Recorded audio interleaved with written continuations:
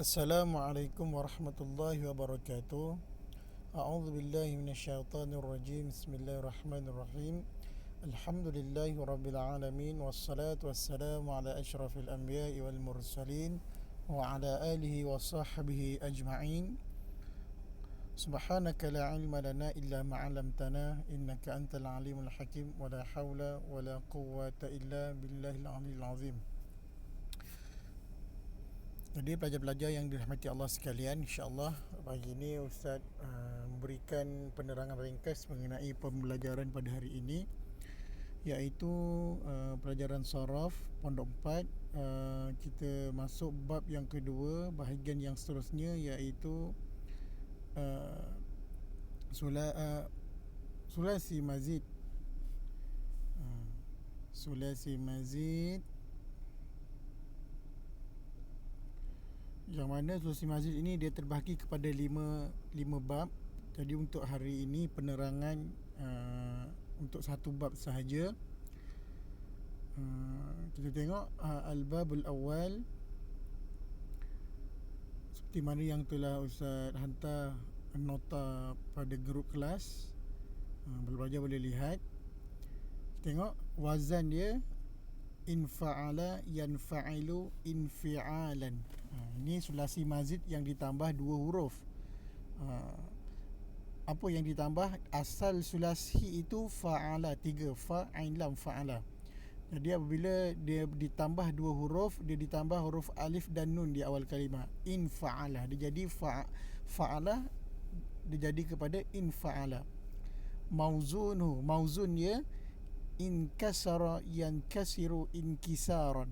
Sama juga infa'ala, inkasara, huruf alif dan nun di awal kalimah. Dan alamat dia, tanda dia, ayyakuna madihi ala khamsati ahruf biziyadatil hamzah wan nun fi awalihi. Okay, alamat dia ayyakuna madihi, fi'il madi tadi, fa'ala ni fi'il madi ini dia menjadi khamsati ahruf, dia menjadi 5 huruf. Daripada fa'ain lam ditambah alif dan nun di awal kalimah, dia menjadi 5 huruf, infa'ala. Bagaimana dia menjadi 5 huruf? Biziyadatil hamzah, dengan ditambah huruf hamzah, wan nun fi awali, ditambah huruf hamzah dan nun. Jadi dalam saraf ini, dalam matan bina ini, apabila huruf alif ditambah di awal kalimah, alamatnya disebut hamzah. Dia tak panggil huruf alif, dia dipanggil huruf hamzah. Melainkan kalau huruf alif itu ditambah di tengah kalimah, baru disebutkan alamat dia bil alif. Kalau di awal kalimah bil hamzah. Wa bina'u, bagaimana bina' dia? Limutawwa'ah. Limutawwa'ah ini makna mutawwa'ah? Al-mutawwa'ati husul athari syai'in an ta'alluq fi'il muta'addi bimaf'ulih. Husul athari, iaitu terjadinya kesan sesuatu fi'il ni tadi, ya. Dia berkait dengan fi'il muta'addi tu, dia berkait dengan maf'ulun bih tadi. Maksudnya dia kesan daripada sulasi mazid ini, fi'il tadi, dia ta'alluq, dia bergantung ataupun dia berkait dengan fi'il dan maf'ul. Okey, cuba kita tengok contoh nak bagi mudah. Kasar tu az-zujaj. Kasar tu maksudnya kasarah. Tu ana, saya telah memecahkan az-zujaj, iaitu kaca. Saya telah memecahkan kaca. Jadi mutawa'ah ni tadi dia makna berganda, dia taksir. Mutawa'ah ni dia iaitu perkataan itu, dia maksud dia berganda-ganda. Contohnya, ya. Contohnya, saya telah memecahkan kaca. Fankasara zalika zujaj, maka telah pecahlah kaca itu. Jadi dia ta'alluq, dia berkait rapat dengan fi'il ni tadi. Dia berkait dengan fi'il tadi, iaitu kasara. Saya memecahkan.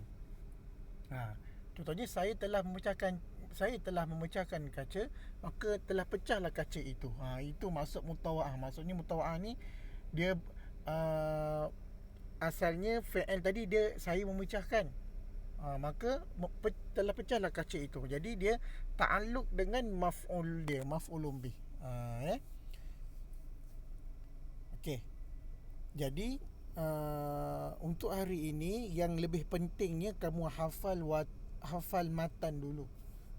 Yang lebih penting kamu hafal matan dulu. Yang pertama kamu hafal wazan dia infa'ala yanfa'ilu infi'alan.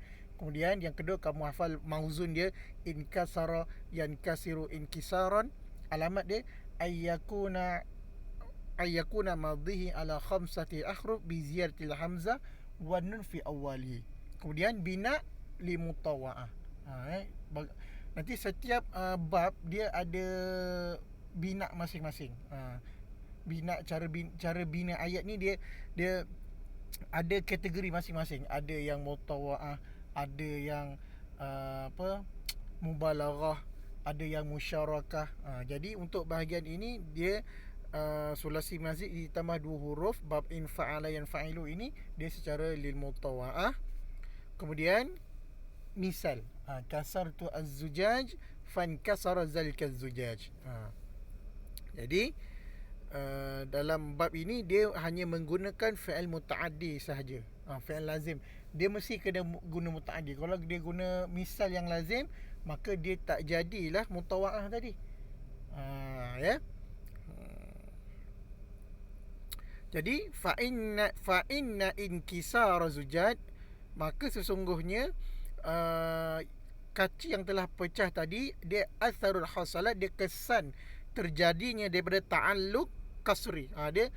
Dia kesan daripada berkait dengan pecah kaca ni tadi.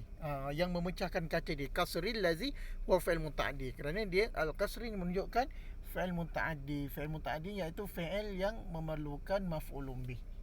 Jadi li mutawa'ah li mutawa'ah dia memerlukan maf'ulun bih. Kalau tak ada maf'ulun bih, maka tak jadilah mutawa'ah. InsyaAllah Ustaz rasa untuk penerangan pada hari ini Ustaz harap belajar jelas. Kalau tak jelas, boleh tanya PM Ustaz dan sebagainya. Yang penting kamu tulis dalam nota, dalam buku tulis, buku nota. Kan Ustaz dah bagi setiap Ustaz masuk kelas, Ustaz bagi bab-bab satu waktu, setiap kali Ustaz masuk, Ustaz akan bagi bab-babnya. Jadi Ustaz nak setiap apa yang kamu tulis tu hendaklah dihafaz, dihafaz matan ini, InsyaAllah kalau dah siap boleh hafal dan boleh nak tasmik dengan Ustaz, boleh hantar rakaman suara ataupun video call pun boleh, tak ada masalah. InsyaAllah mudah-mudahan belajar dipermudahkan pembelajaran ni. Ustaz akhiri dengan bacaan tasbih kafarah suratul As. Bismillahirrahmanirrahim. Subhanakallahumma wa bihamdika asyhadu an la ilaha illa anta astaghfiruka wa atubu ilaik. Bismillahirrahmanirrahim. Wal 'asr innal insana fil khusr illa alladhina amanu wa 'amilus solihat wa tawassaw bil haqq wa tawassaw bis sabr. Sadaqallahul azim. Assalamualaikum warahmatullahi wabarakatuh.